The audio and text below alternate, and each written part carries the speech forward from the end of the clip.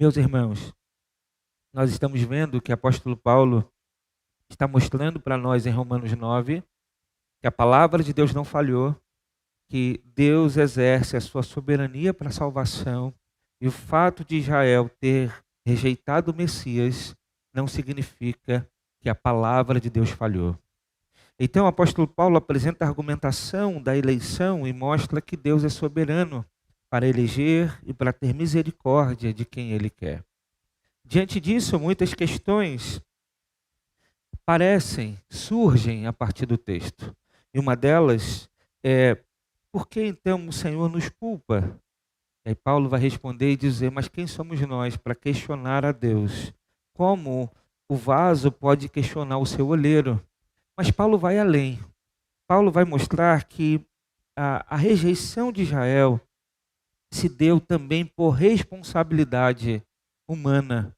A rejeição de Israel se deu porque Israel tentou buscar uma justiça que não é a justiça de Deus, mas tentou buscar uma justiça que vem da lei. E é bom que a gente possa tentar compreender que justiça é essa à luz do próprio texto de Romanos. O texto que a gente leu diz: que diremos então? Gentios que não buscavam justiça a obtiveram uma justiça que vem da fé. Que justiça é essa? Que justiça que os gentios obtiveram e que os judeus não conseguiram? Para que a gente entenda o verso 30, a gente precisa lembrar o que o apóstolo Paulo ensinou lá em Romanos capítulo 3. Então eu queria ler com os irmãos Romanos capítulo 3, a partir do verso 21, para que os irmãos entendam o que o apóstolo Paulo está dizendo aqui.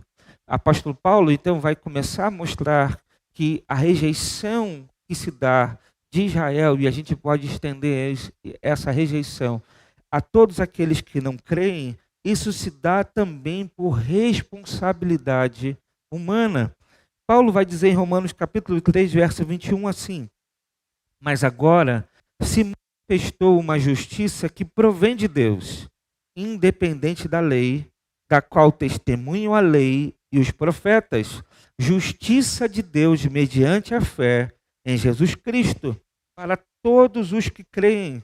Não há distinção, pois todos pecaram e estão destituídos da glória de Deus, sendo justificados gratuitamente por sua graça, por meio da redenção que há em Cristo Jesus. Apóstolo Paulo ensina em Romanos capítulo 3 que Deus providenciou a justiça. Paulo prova nos primeiros capítulos que todo homem está debaixo do juízo de Deus, está debaixo do tribunal de Deus, está condenado por causa dos seus pecados. Então Deus providenciou uma maneira para que homens condenados pudessem receber absolvição.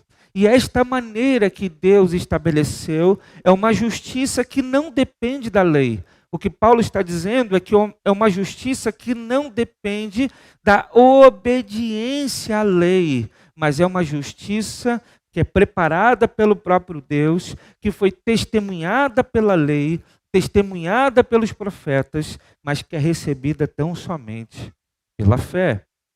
Bem, deixa eu tentar explicar esse ponto de justiça para tentar deixar mais claro para os irmãos o que Paulo quer nos ensinar aqui em Romanos capítulo 9. Meus irmãos, quando a gente fala de pecado contra Deus, a gente precisa levar isso a uma categoria de uma espécie de crime. Eu vou usar o termo crime para que fique mais claro para nós. A ideia que a Bíblia traz é que o homem quebrou a lei. O homem, quando peca, ele quebra a lei de Deus. E pelo fato de quebrar a lei de Deus, sobre ele está a consequência disso. Há uma lei, ela estabelece não apenas o que a gente não pode fazer, mas qual será a punição caso a gente desobedeça a lei. Não é assim o ordenamento jurídico nosso, por exemplo, está lá e diz: olha, vocês não podem cometer tal ato, tal atitude, porque se vocês fizerem isso, vocês pegarão 10 anos de detenção, 15 anos de detenção, vocês pagarão uma pena por conta dessa quebra da lei. Não é verdade? Então eu quero que os irmãos tragam essa ideia de quebra da lei, cometimento de um crime e uma justa condenação. A lei estabelece para nós que o pecado, a consequência do pecado é a morte. A lei de Deus estabeleceu para nós que se um homem quebrar o pecado, ou melhor, se um homem quebrar a lei cometendo o pecado, ele é merecedor de morte. Isso está na lei. Então, todo homem pecador é merecedor de morte. O que Paulo está dizendo é que todo homem, pelo fato de ser pecador, é merecedor de morte. Ou seja, eu e você, o que merecemos de Deus é a morte. E não é uma simples morte física, material, mas é uma morte eterna.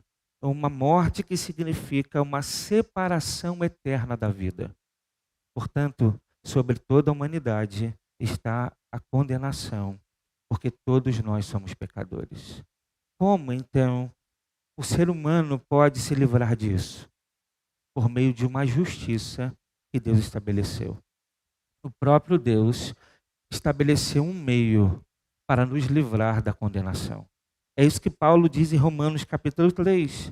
E qual é essa justiça que Deus estabeleceu? Ele entregou o seu próprio Filho. Essa é a linguagem da Bíblia. Cristo, como inocente, pagou o preço daqueles que estavam condenados. É mais ou menos assim, é como se nós nos apresentássemos diante de um juiz e disséssemos ao juiz: olha, ao invés de você condenar tal pessoa por conta deste crime, eu tomarei o lugar desta pessoa e então sofrerei a justa condenação no lugar desta pessoa. É como se alguém extremamente inocente se apresentasse diante do juiz e dissesse: olha, não o condene. Eu sei que a lei precisa ser paga, mas eu pagarei no lugar dele. É isso que a Bíblia ensina. É esse que é o Evangelho. Paulo está dizendo, então, que os judeus não alcançaram essa justiça, mas os gentios alcançaram. E por que os gentios alcançaram essa justiça e judeus da época do apóstolo Paulo não alcançaram? O que Paulo está dizendo é que a diferença não está na justiça, mas está na fé. Os gentios creram nessa justiça que Deus estabeleceu, enquanto os judeus rejeitaram essa justiça. Esse é o ponto aqui. E isso que Paulo está dizendo, nós podemos trazer para os nossos dias hoje. Por quê? Quando o Evangelho é pregado e as pessoas rejeitam a Cristo, na verdade, as pessoas rejeitam um único meio, a única justiça que Deus estabeleceu para a sua própria salvação. Em outras palavras, o que Paulo quer mostrar para nós em Romanos é que não há nenhuma outra salvação, não há nenhum outro meio, não há nenhuma outra possibilidade de salvação se não for pelas obras de Jesus Cristo. O que os judeus tentaram é aquilo que muitos de nós ainda tentamos. É de alguma maneira achar que compraremos o favor de Deus com as nossas próprias obras de justiça. O que os judeus não entenderam é que a lei, a obediência à lei também deveria ser pela fé. O que os judeus não entenderam é que a observância à lei e a busca de obedecer a Deus, de cumprir com os mandamentos do Senhor, precisava ser também por meio da fé. O que os judeus não compreenderam é que eles não seriam capazes de obedecer a Deus de uma forma plena, para que então, por meio da sua própria justiça e da sua própria obediência, eles conseguissem alcançar a justiça de Deus. Meus irmãos, isso é tão claro nas Escrituras, que isso deveria nos mexer dentro do nosso coração. Porque o que mais encontramos nos dias de hoje são cristãos se comportando como judeus. Em qual sentido? No sentido de achar que encontrarão uma salvação por meio das suas boas obras. Quantas pessoas acham que Deus é injusto por condenar pessoas ao inferno? Quantas pessoas acham que Deus é injusto por condenar pessoas que nós achamos que são boas? Porque na nossa mentalidade ainda existe pessoas que não devem nada a Deus. O que a Bíblia deixa claro é que todos nós somos devedores. Todos nós somos devedores. O ponto é que a gente precisa tentar entender como é que os judeus do primeiro século conseguiram estar diante do Messias e rejeitar o Messias. Porque o ponto aqui do texto é, Israel buscava uma lei, verso 31, que trouxesse justiça, não alcançou. Por que não? Porque não buscavam pela fé, mas como se fosse por obras. Eles tropeçaram na pedra de tropeço. Deus já havia anunciado por meio de Isaías que Deus botaria uma pedra de tropeço em Sião. E essa profecia é uma profecia que apontava para o Messias.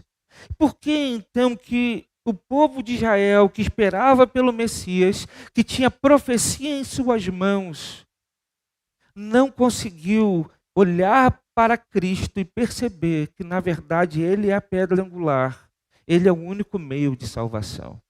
Isso se dá, meus irmãos, a partir do contexto histórico. Quando a gente olha o povo de Israel, quando volta do cativeiro, eles voltam traumatizados. 70 anos o povo de Judá fica na Babilônia, mas diferente do povo do Reino do Norte, eles buscam manter a sua cultura, a sua tradição. Eles oravam olhando para Jerusalém, eles buscaram se reunir para estudar a lei, eles mantiveram com todas as suas forças a sua tradição. E quando eles voltam então para Jerusalém, depois disso, uma série de situações, de acontecimentos históricos também chegam a Israel. Por exemplo, a invasão do Império Grego, onde o sacrilégio terrível foi feito no templo, onde uma porca foi morta e o sangue foi aspergido no templo, gerando a revolta dos macabeus. O povo de Israel sofreu tanto, que eles se fecharam em si mesmos. Sabe aquela coisa que acontece muito com a vida das pessoas que sofrem muito? Elas acabam se fechando em si mesmas. Foi exatamente isso que aconteceu com o povo de Israel.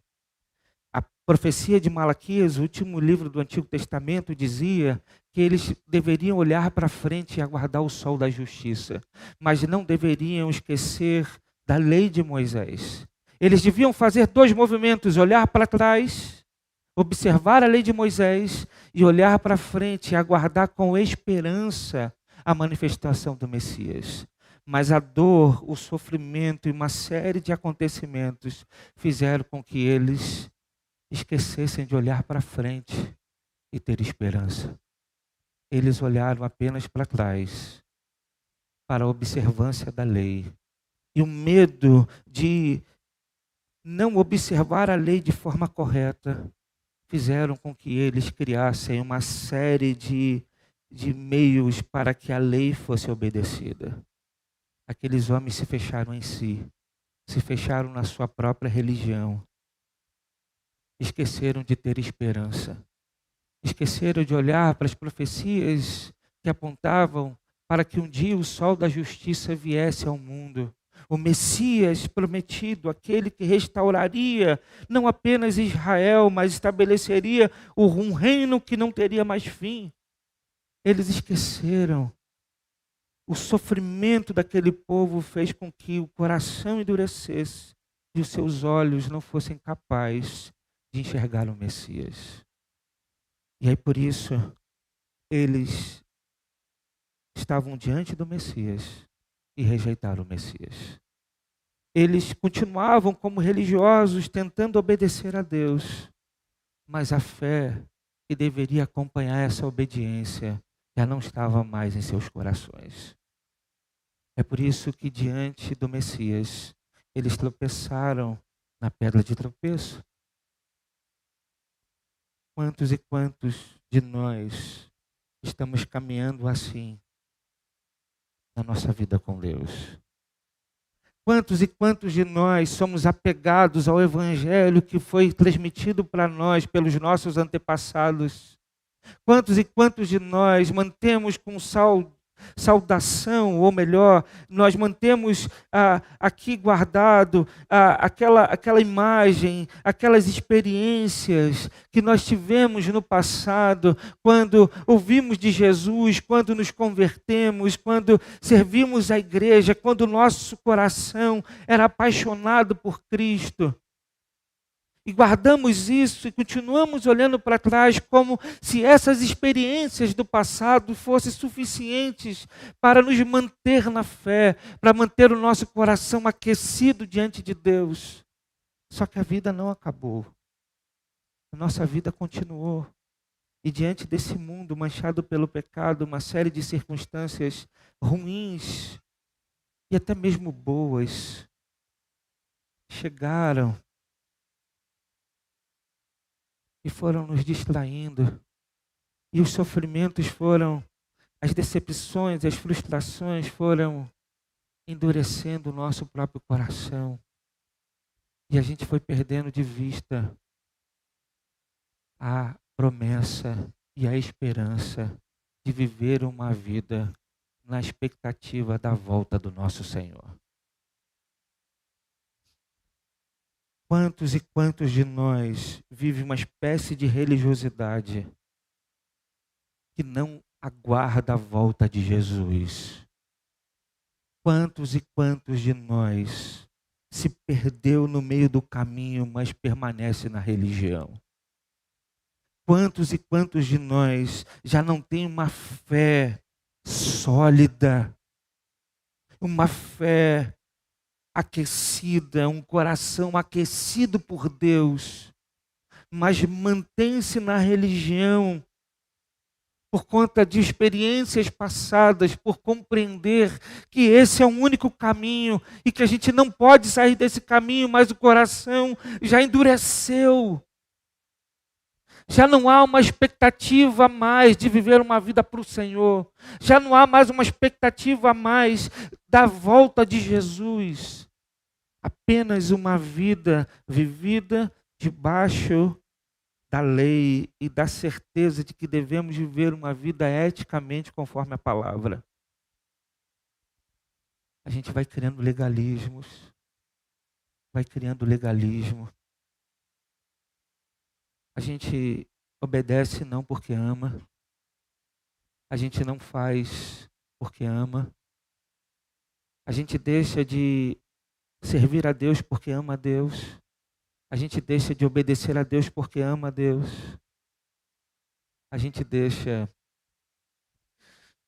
de viver uma vida para Deus por causa de Deus e passamos a viver uma vida para Deus simplesmente porque aprendemos que essa vida é a vida certa. Foi exatamente isso que aconteceu com os judeus. Eles chegaram diante do Messias e tropeçaram na pedra de tropeço. Paulo, então, está mostrando para nós que há uma responsabilidade aqui. Há uma responsabilidade humana. Paulo está mostrando para nós que a rejeição de Israel se dá pela o tropeço que aqueles irmãos tiveram pelo fato de não conseguir enxergar em Cristo o Messias prometido. Você consegue entender isso? Será que você tem medo que isso aconteça com você?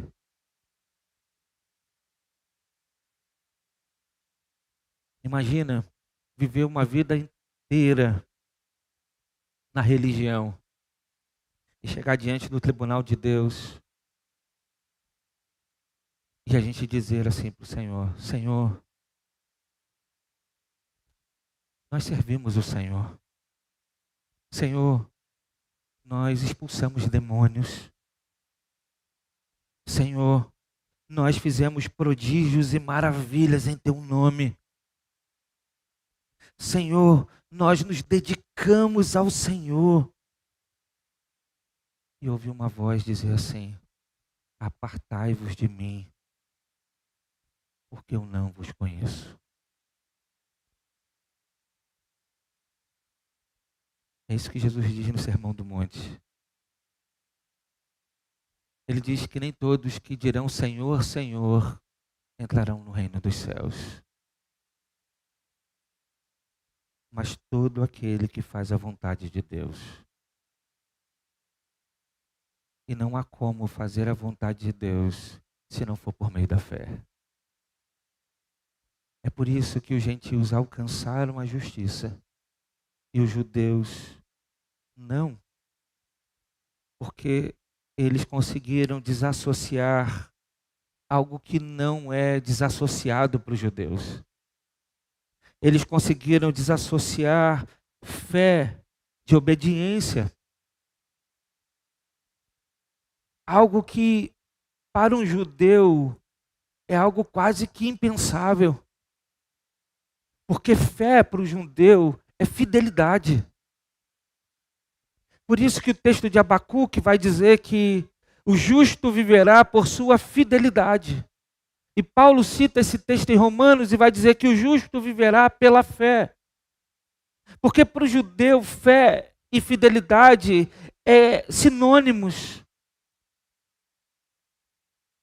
Porque só conseguimos obedecer a Deus se nós de fato acreditarmos em Deus. Não dá para obedecer a Deus se nós não acreditarmos em Deus.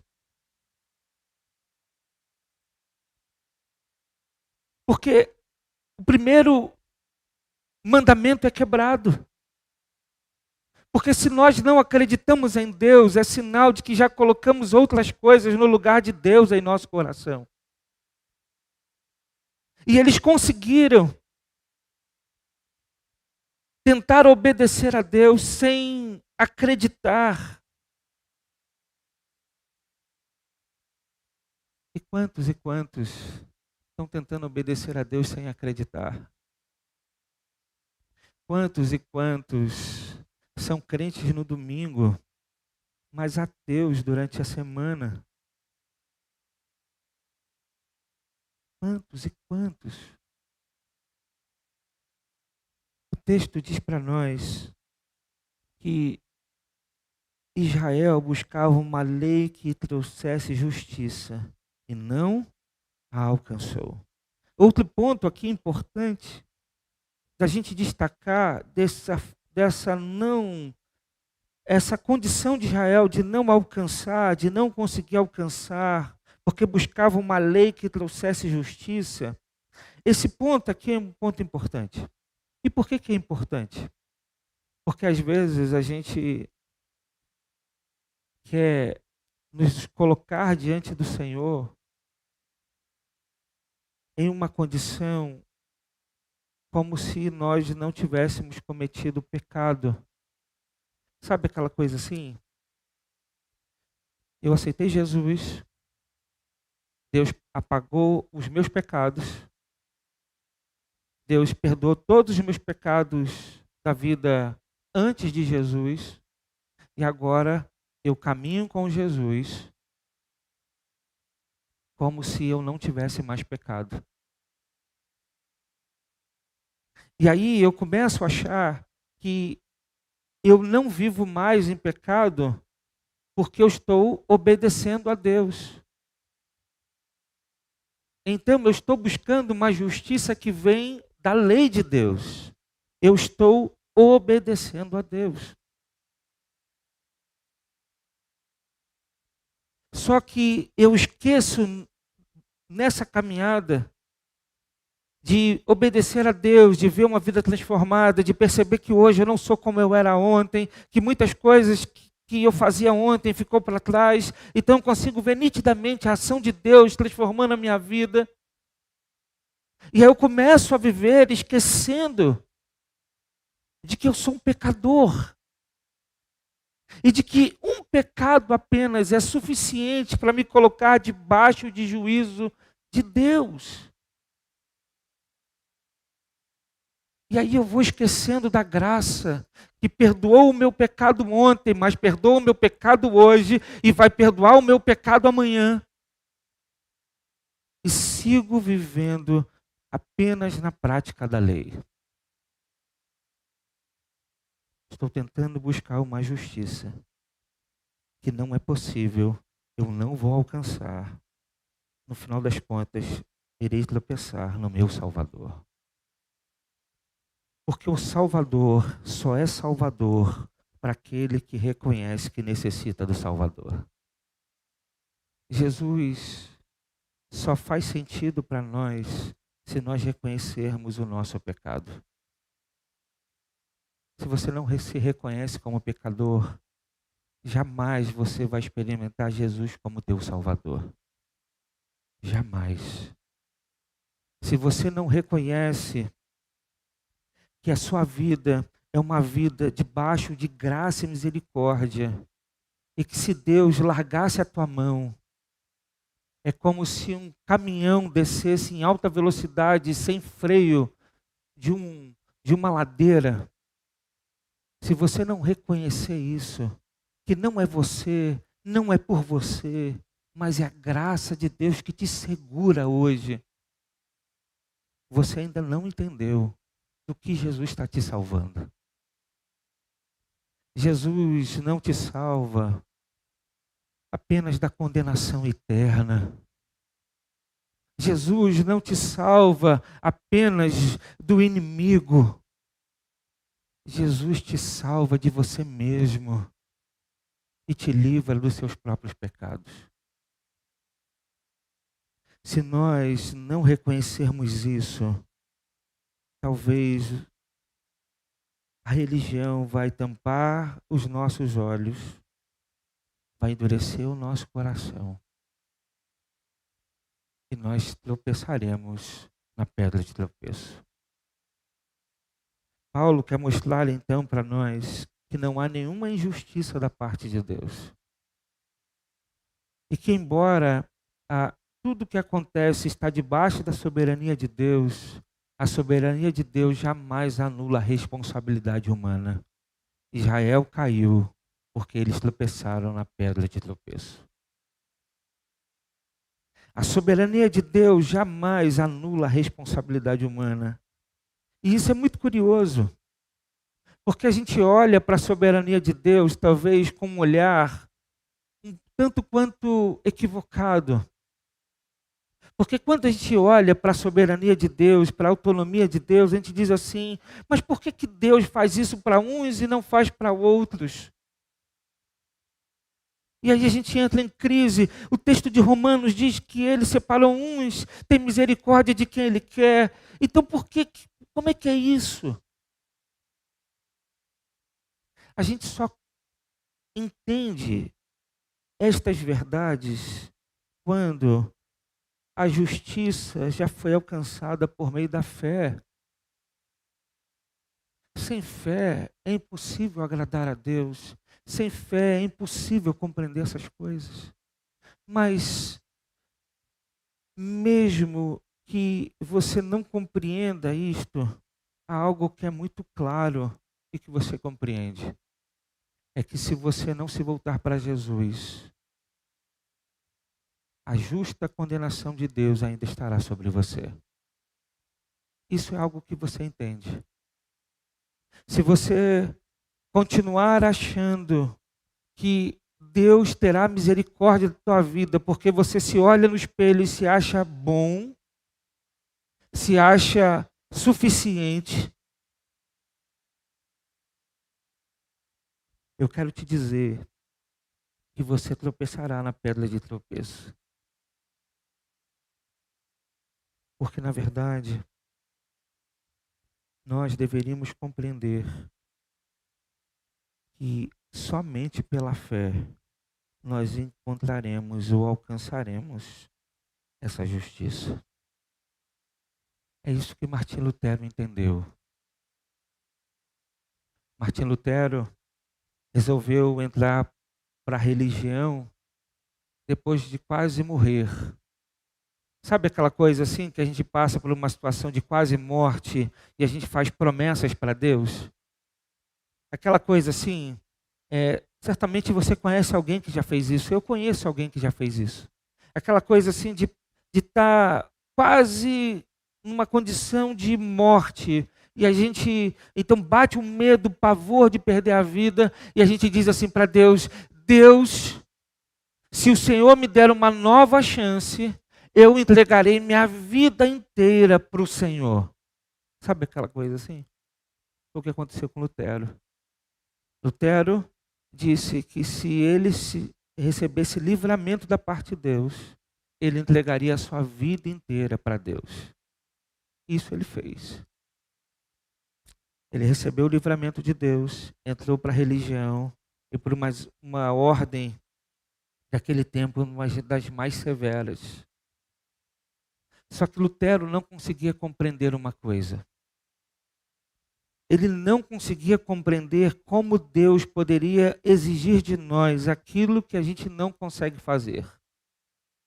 Lutero entrava em crise, porque a sua consciência não o permitia dormir, imaginando de que ele estava bem com Deus, porque ele conhecia e sabia das inclinações do seu pecado, das inclinações do seu coração e dos pecados que ele cometia. Lutero tinha a ideia de que ele só seria salvo se ele conseguisse viver sem pecado. E ele vivia em constante angústia e tormento, porque ele não conseguia viver sem pecado. E aqui a gente aprende uma coisa. Ou a gente vai tentar bloquear a nossa própria consciência e vai achar que a gente está bem com Deus, ou a gente vai ficar atormentado. Porque eu e você sabemos que somos pecadores. Só que uns buscam anestesiar a consciência.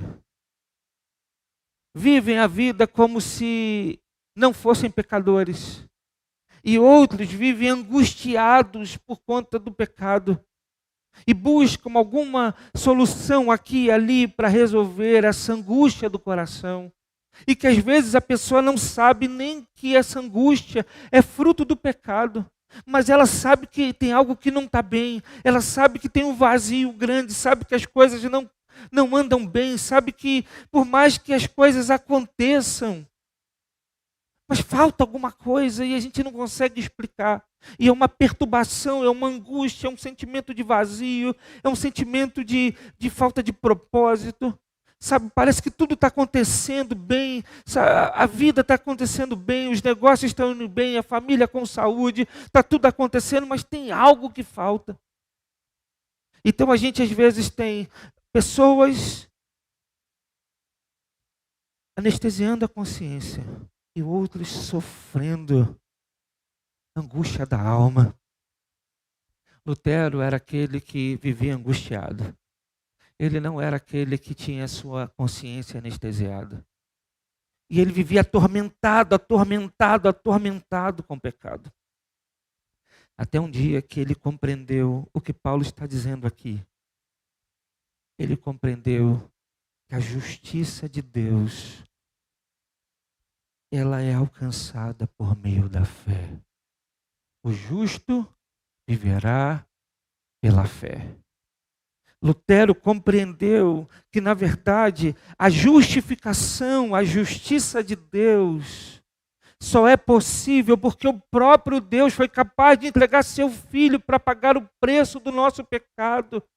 E que não há condições de nós pagarmos o preço do nosso pecado. Quando Lutero compreendeu essa verdade, ele vai dizer que é como se ele tivesse entrado no paraíso. A sua alma, de fato, conseguiu encontrar paz com Deus, porque ele compreendeu que aquilo que ele foi incapaz, aquilo que ele era incapaz de fazer, o seu Senhor fez por ele naquela cruz. É isso que é salvação. Então, quando você está angustiado, se coloque diante de Jesus. Experimente Jesus como teu Salvador. Nós devemos compreender que na nossa vida com Deus, nós deveríamos caminhar como um justificado. E não como alguém que está caminhando para tentar provar alguma coisa para Deus, ou para si mesmo, ou para as pessoas. O grande problema é que nós caminhamos na nossa vida espiritual tentando provar o nosso valor o tempo inteiro. A gente caminha tentando provar o nosso valor para Deus. A gente caminha tentando provar o nosso valor para a igreja. A gente caminha tentando provar o nosso valor para nós mesmos. E fazemos da caminhada com Deus um fardo, um peso religioso que muitas vezes nós não somos capazes de carregar. Se continuar caminhando desse jeito, o Messias pode aparecer diante de você e você não enxergará. Porque, na verdade, a maneira como você tem caminhado não é a maneira que você deve caminhar. Mas, pastor, qual é a maneira, então, que a gente deve caminhar? A gente não deve obedecer os mandamentos? Sim. A gente não deve buscar uma vida de santidade? Sim. Mas então se eu tenho que fazer isso, mas fazendo isso gera um peso, como é que eu devo caminhar? Nós devemos caminhar como uma pessoa livre. Sabe o que é uma pessoa livre? Uma pessoa livre é uma pessoa que não tem medo da justiça. Que não busca fazer o que é certo com medo da justiça, mas busca fazer o que é certo, porque, primeiro, do ponto de vista espiritual, porque reconhece a graça, o amor e a misericórdia de Deus. Eu gosto sempre de contar aquela ilustração, quando falo sobre isso, é daquela mulher que estava no mercado de escravos. Ela estava para ser vendida como escrava.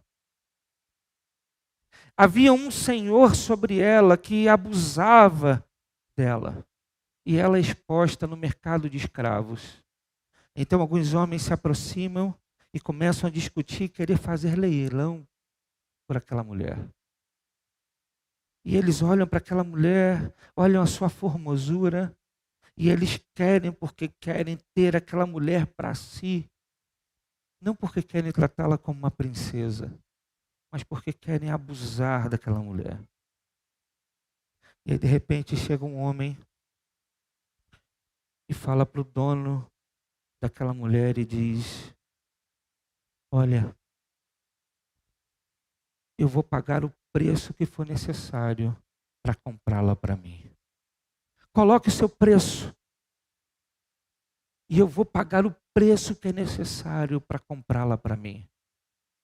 Então, o dono de escravo coloca o preço. E aquele homem paga o preço por aquela mulher. Ele pega o documento de alforria e ele caminha em direção àquela mulher. E quando ele está chegando perto daquela mulher, aquela mulher cospe nele. Quando ele se aproxima cada vez mais, aquela mulher bate nele. Mas mesmo assim, sendo humilhado, apanhando daquela mulher, ele entrega àquela mulher um documento, o documento em suas mãos. E quando ela abre, é a carta de alforria. Ela tem um documento que diz: você está livre. Aquela mulher, então, diante daquele documento, agora é ela que corre atrás daquele homem. Aquele homem está indo embora. E aquela mulher corre atrás daquele homem, se prostra diante dele, com lágrimas em seus olhos, e diz: me leve com você, porque não há outro que eu possa servir melhor. Não há outro lugar que eu possa estar. Não há outra pessoa melhor para eu estar. Me leve com você. É exatamente desta forma que Deus espera que a gente viva com Ele. Nós já recebemos uma carta de alforria. A dívida que nos era contrária foi pregada na cruz. O sangue de Jesus foi derramado sobre nós e pagou o preço do nosso pecado. Nós somos livres. Não há mais condenação para aqueles que estão em Cristo Jesus. E agora precisamos usar desta liberdade para viver para aquele que é digno de receber o nosso coração, o nosso amor, a nossa obediência. É assim que Deus espera que a gente viva. É assim que nós viveremos uma vida em obediência a Deus, mas na expectativa de um dia encontrar com Ele. Não mais perderemos de vista a lei de Deus, mas também não perderemos de vista as suas promessas. Não perderemos de vista a sua palavra que nos orienta, que é lâmpada para os nossos pés, mas o nosso coração será constantemente aquecido, desejoso do encontro com Cristo. Então teremos a base da palavra, mas o nosso coração e a nossa vista permanecerá focado nas coisas do alto e na promessa que um dia o nosso Senhor voltará e nos buscará. Não erraremos como os nossos irmãos judeus erraram no passado. Eles tropeçaram na pedra de tropeço. Mas se nós desejamos não tropeçar, precisamos entender que a nossa vida é uma vida de justificado. E somos justificados somente por meio de Cristo. E se você compreendeu isso, o que você precisa é se render a Jesus. Abandone essa vida de querer provar o seu valor. Abandone essa vida de querer provar para Deus que você tem algum valor. Abandone essa vida de querer provar que você é bom.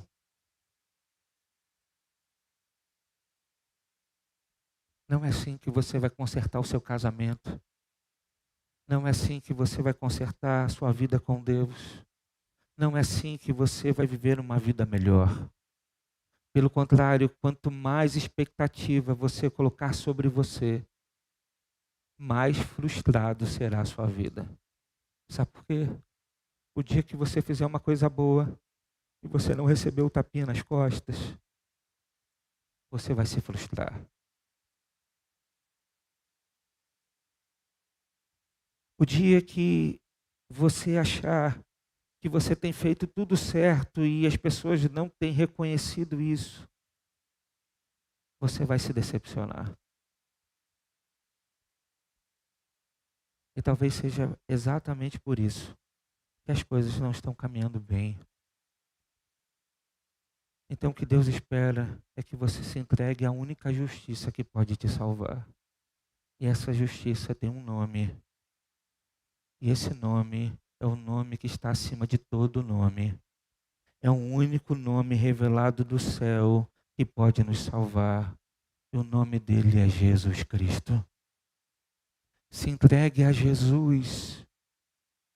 Se arrependa dos seus pecados, se volte para Jesus e viva uma vida livre. Ame a Jesus. Busque obedecê-lo, porque ele é o mais importante na sua vida. Faça da sua vida uma vida com propósito. E como a gente faz uma vida ser com propósito? Quando a gente busca ser o melhor que a gente pode ser, não para provar o nosso valor e não por causa de nós mesmos, mas porque queremos agradecer, engrandecer, exaltar, adorar, louvar aquele que nos deu vida e vida eterna. As coisas vão mudar para você. Eu não tenho dúvidas. As coisas mudarão para você quando você compreender que a tua vida tem sentido. Ah, pastor, mas parece que as coisas estão sem sentido. Presta atenção. Você tem vida e não é à toa. Deus te criou e não é à toa. Deus te salvou em Cristo Jesus e não é à toa. Deus tem te dado uma igreja para congregar e não é à toa. Deus quer usar a sua vida e sua vida será usada por Deus quando você compreender que você deve fazer de todas as oportunidades uma oportunidade para louvar o nome dele. Esse é o propósito da tua existência. Se você fizer desta forma, certamente a sua vida será outra e você caminhará como um justificado. Essa justiça que os judeus não conseguiram alcançar, mas que os gentios conseguiram alcançar, foi somente pela fé.